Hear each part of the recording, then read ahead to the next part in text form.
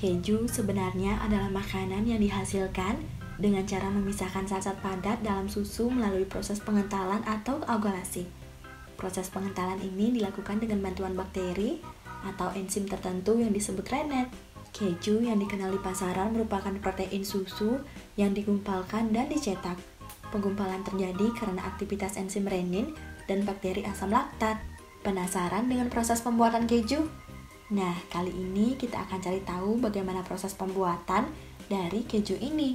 Mulai dari saat masih berbentuk susu, sampai selesai diproses menjadi keju siap konsumsi. Sebelum itu, jangan lupa subscribe, like, komen, dan share ya guys, agar kalian tidak ketinggalan info-info menarik dan menambah wawasan kalian.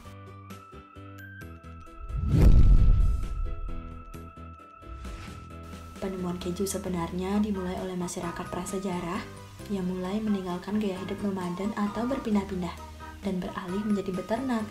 Dari beternak, masyarakat mendapatkan banyak susu dan mulai menyimpannya dalam bejana dari tanah liat ataupun kayu. Karena kurangnya kebersihan, terkena sinar matahari secara langsung atau panas dari api, maka susu dalam bejana tersebut menjadi asam dan kental. Setelah dicoba, ternyata susu tersebut masih dapat dimakan. Itulah pertama kalinya manusia menemukan keju krim asam. Keju krim manis juga ditemukan secara kebetulan. Nah, buat kalian yang suka keju, udah pada tahu belum manfaat keju? Apa aja sih manfaatnya? Yuk cari tahu. Keju ternyata memiliki banyak manfaat bagi kesehatan tubuh.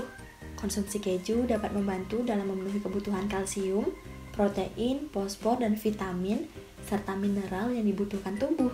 Keju juga bermanfaat untuk pertumbuhan dan kesehatan tulang. Misalnya pertumbuhan dan penguatan gigi. Selain itu, keju merupakan bahan makanan dan camilan yang banyak mengandung kalori. Namun beberapa jenis keju juga mengandung kalori, lemak, dan garam yang tinggi.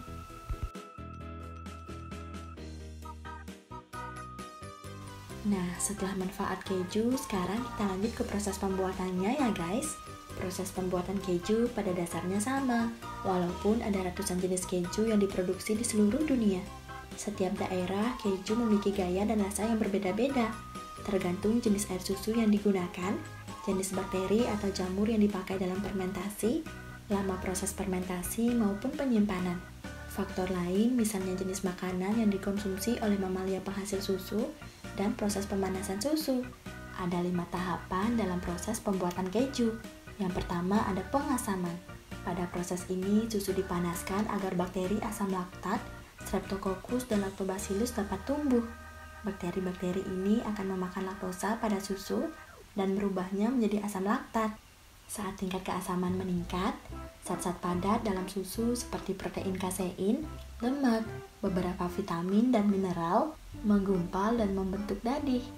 Tahap yang kedua ada pengentalan.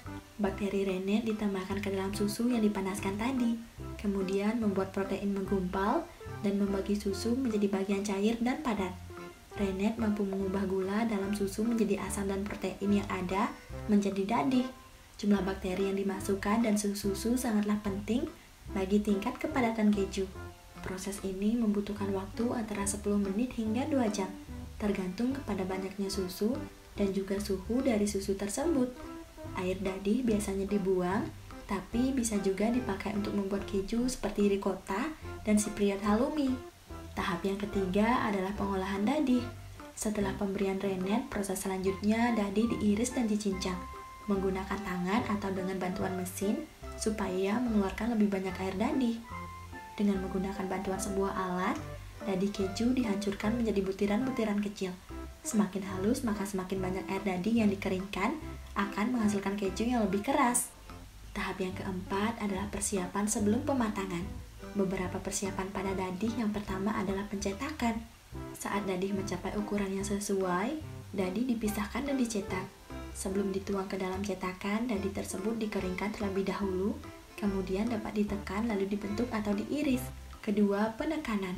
Keju ditekan sesuai dengan tingkat kekerasan yang diinginkan. Untuk keju lunak, penekanan tidak dilakukan karena berat dari keju tersebut sudah cukup berat untuk melepaskan air dadih. Begitupun halnya dengan keju iris, berat dari keju tersebut menentukan tingkat kepadatan yang diinginkan. Meskipun demikian, sebagian besar keju melewati proses penekanan.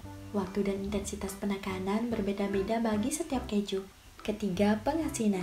Setelah keju dibentuk, dilakukan penambahan garam agar keju tidak tawar.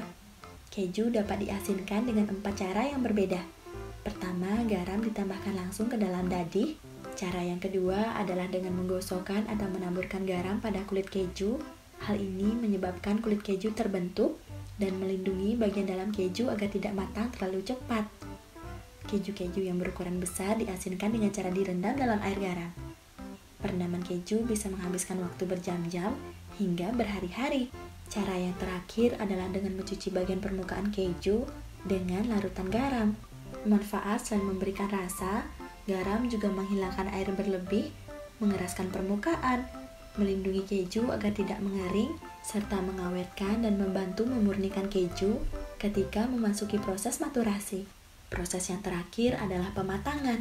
Pematangan yaitu proses yang mengubah dadi segar menjadi keju yang penuh dengan rasa. Pematangan disebabkan oleh bakteri atau jamur yang digunakan pada proses produksi. Karakter akhir dari keju banyak ditentukan dari jenis pematangannya. Selama proses pematangan, keju dijaga agar berada pada temperatur dan tingkat kelembaban tertentu, hingga keju siap dimakan. Waktu pematangan bervariasi mulai dari beberapa minggu untuk keju lunak, hingga beberapa hari untuk keju keras seperti Parmigiano dan Reggiano.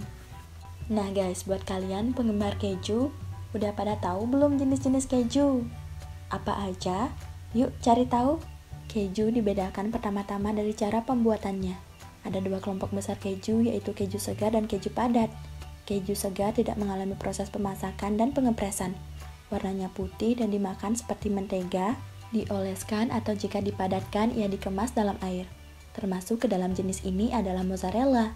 Keju padat sebaliknya dibuat dengan pemadatan, pemanasan, pengepresan, dan yang paling menentukan adalah pematangan. Jenis keju yang pertama ada brie. Keju lembut Prancis ini mengandung 45% lemak, kulitnya putih dan memiliki bintik-bintik pigmen berwarna kemerahan. Bila sudah matang betul, bagian dalamnya benar-benar menyerupai krim dan aromanya pun cukup tajam. Jenis keju yang kedua ada cheddar. Keju ini dibuat di seluruh dunia. Saat muda, aroma keju ini cukup lembut dan berwarna pucat. Tetapi setelah tua, warnanya lebih kuning dan aromanya pun lebih tajam. Keju cheddar yang banyak kita kenal dimatangkan dan dibungkus kain katun selama beberapa hari di awal masa pematangan. Cheddar merupakan jenis keju yang paling populer di Indonesia.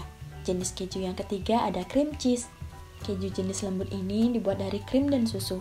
Lemak yang dikandungnya terdiri dari 45%. Bila kandungan lemaknya sampai 65%, maka disebut double cream cheese. Cream cheese biasanya dikemas dalam botol, gelas, stopless atau dibungkus kertas yang dijual dalam keadaan beku. Keju krim bisa disajikan sebagai teman makan roti atau dikocok bersama margarin atau mentega, dijadikan cheesecake atau kue-kue lain yang dibuat dari keju. Yang keempat ada Edam. Keju Belanda ini termasuk jenis keras dengan kandungan lemak 40%.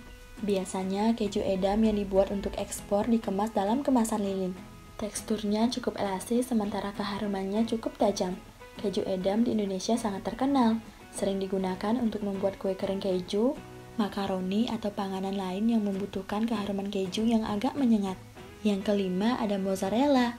Keju Italia ini termasuk jenis keju lembut yang mengandung 40-50% lemak. Umumnya dibuat dari susu sapi tetapi aslinya dari susu kerbau dan konon lebih disukai rasanya. Keju ini di Indonesia lebih sering digunakan untuk membuat pizza, tetapi sebetulnya bisa digunakan untuk makanan lainnya. Yang keenam ada parmesan. Termasuk jenis keju Italia yang keras, kandungan lemaknya 32% dan aromanya tajam. Karena itu, kadang pemakaiannya dikombinasikan dengan mozzarella, karena mozzarella kurang tajam aromanya. Keju parmesan usia muda seringkali diparut halus dan dijadikan keju meja untuk taburan spaghetti atau makaroni. Keju parmesan juga lezat dibuat kue kering karena aromanya yang tajam. Yang ketujuh ada Emmental. Keju Swiss jenis keras ini biasa dibuat dalam ukuran besar, seberat 80 kg, termasuk jenis keju yang dimasak. Karena jenis fermentasinya, keju ini memiliki lubang-lubang agak besar. Jenis keju yang terakhir ada ricotta. Keju Italia yang termasuk keju lembut ini dibuat dari susu sapi atau domba, namun sekarang dicampur dengan whole milk. Kandungan lemaknya 20-30%, tergantung dari banyaknya susu yang digunakan. Nah, itu dia guys jenis-jenis keju. Kalian suka yang mana? Sampai di sini dulu ya guys video kita kali ini. Jangan lupa untuk terus tonton video di channel YouTube ini agar menambah wawasan kalian, dan sampai jumpa di video berikutnya. Bye!